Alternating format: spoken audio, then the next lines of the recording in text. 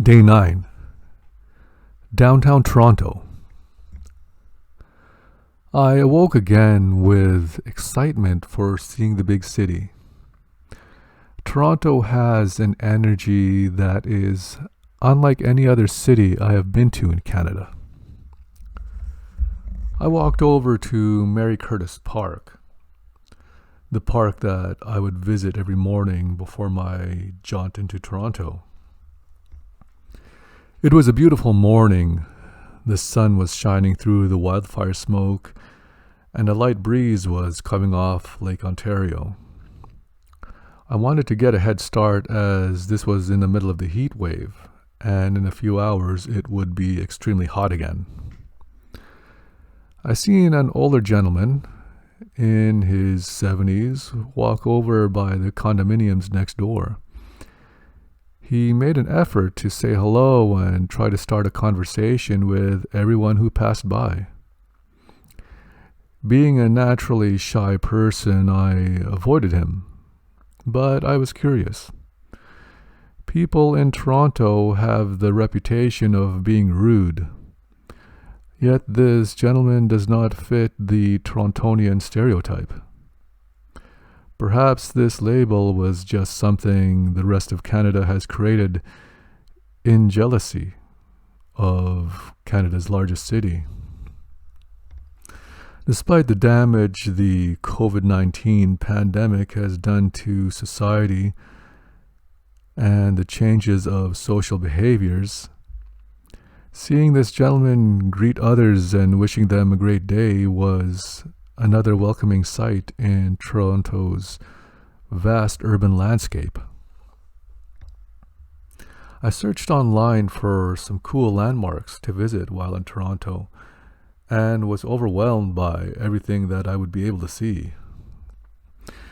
There was much more than I thought I could ever see in Toronto with the time that I had. I narrowed today's exploration down to several key points. The first place I would explore would be Casa Loma, a Gothic-themed castle on a hill overlooking downtown Toronto. I fired up my beast, determined a route, and headed into Toronto from Etobicoke. From the highway, I seen the looming CN Tower from a distance, like a beacon standing far above the other skyscrapers as a signal to Toronto's dominance over the other Canadian cities. Soon the glass towers enveloped the highway and surroundings.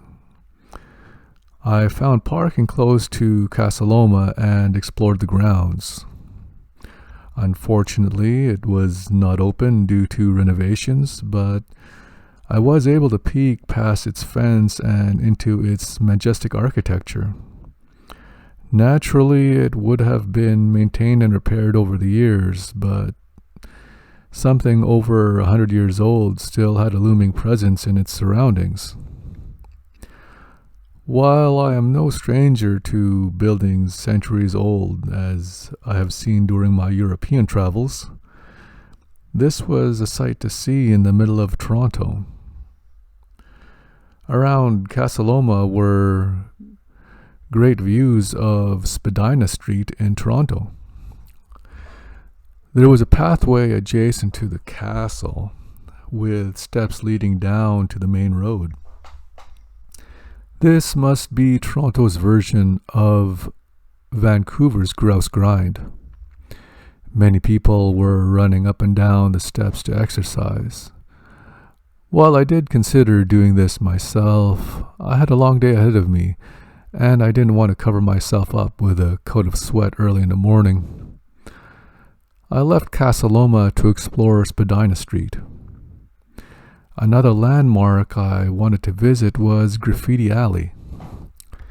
I parked in Chinatown, grabbed a quick bite to eat at a surprisingly good and cheap eatery. While sitting in the nicely air-conditioned dining room, I looked outside and watched the bustling activity of Toronto.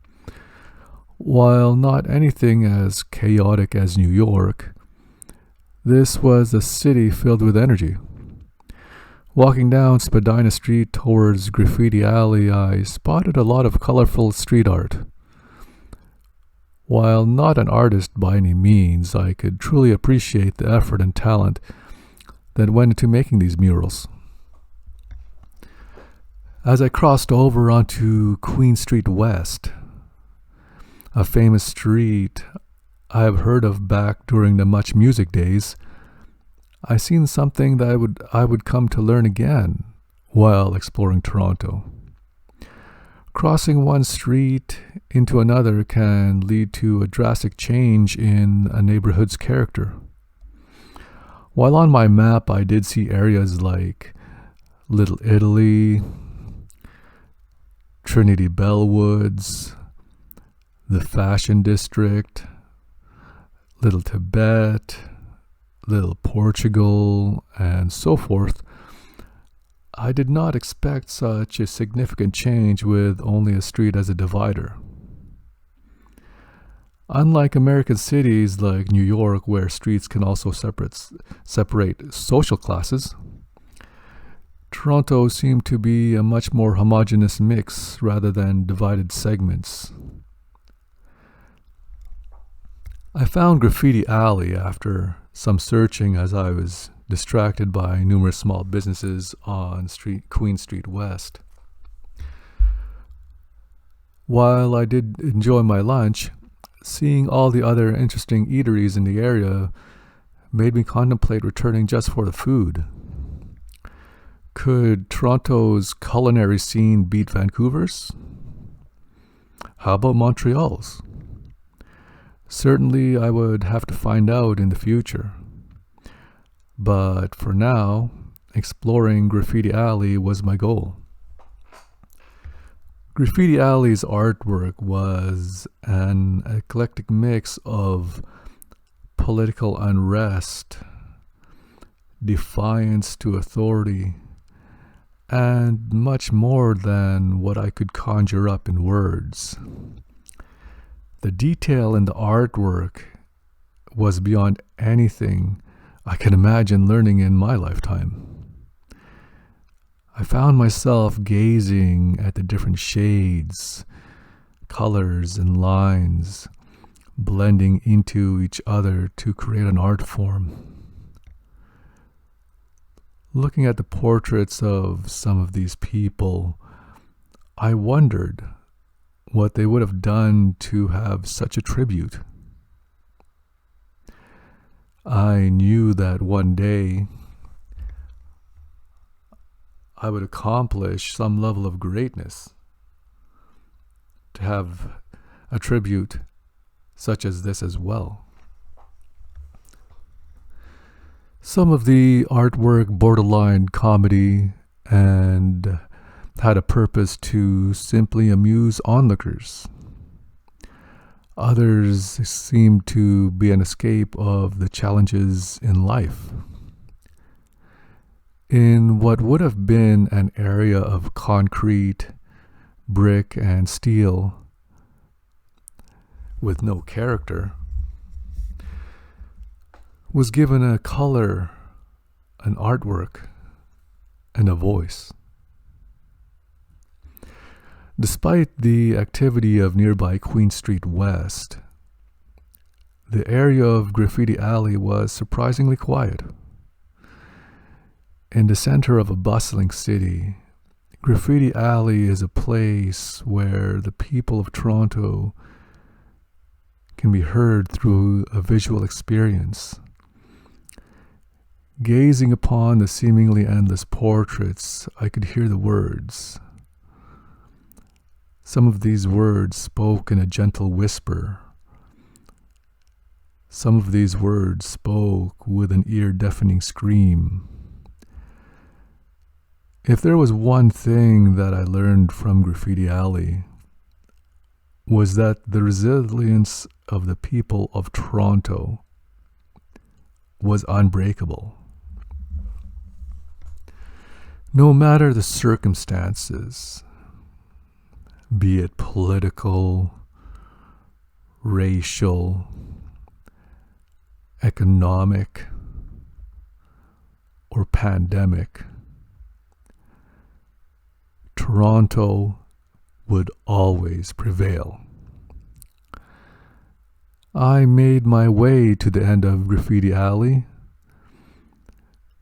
but not the end of the artwork of Queen Street West. The buildings on the main drag were also decorated in rather unorthodox means. Back on the street with the blistering sun above, I continued westward on Queen Street West. No corner, no building, no block in this area was without character. I passed through the Trinity Bellwoods area, taking in all the scenery around me. This was a pretty hip scene, reminding me of Commercial Drive in Vancouver. Despite the ongoing COVID-19 restrictions, the area was surprisingly busy.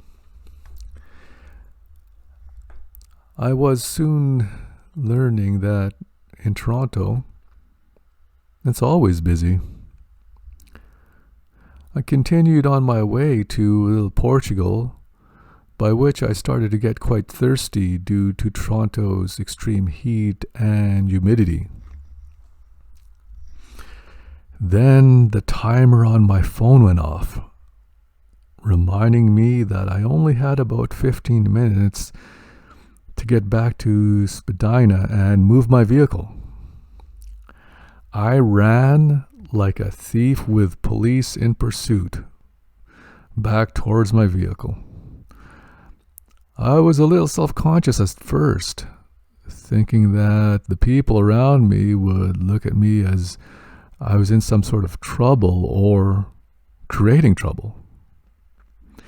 But it seemed like no one really cared. I had no interest in getting a parking ticket in Toronto, and even if I did, I likely wouldn't pay for it. But I certainly didn't want my vehicle to get towed, and sprinting back to my car was my goal. I arrived back in my vehicle on Spadina with 5 minutes past my time limit. I fired up my beast, cranked up the air conditioning, and off I went. I wasn't sure where I would be headed, so at the next intersection I searched for an area to explore. I wanted something a little more relaxing, away from the bustle of downtown Toronto. I decided that Colonel Samuel Smith Park would be my next destination. I hit the Gardner Expressway back west, and then took the exit onto Lakeshore Boulevard towards my next stop. I passed by Humber College, one of the many famous post-secondary institutions in and around Toronto. When I arrived, I was surprised to find that the parking lot was nearly empty. Aside from myself, there was a father with his daughter practicing rollerblading, a dog owner who allowed her dog to defecate on the grass without picking up the droppings, and 2 very fit women jogging together on the footpath. I walked through the park, enjoying the change of pace and the more natural surroundings. Passing by a marina, I walked up to Wimbrel Point, the easternmost section of Colonel Samuel Smith Park. I looked over and across Lake Ontario to downtown Toronto, where I had been earlier. The scene of skyscrapers in the distance, the looming CN Tower dominating the skyline, and the calm waters beneath was a scene out of a postcard.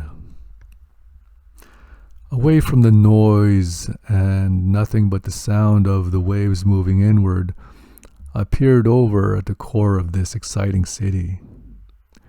As the day drew to an end, I walked over to the western side, Colonel Samuel Smith Point. Looking westward, I thought of how just a week ago I was leaving Victoria on a ferry. How I crossed the Rockies into Calgary and how I drove through the prairies. The drive through northwestern Ontario up to Sudbury and then south to Toronto. Over 4,000 kilometers west was my home. In just over a week, I've lived through an adventurous road trip of a lifetime.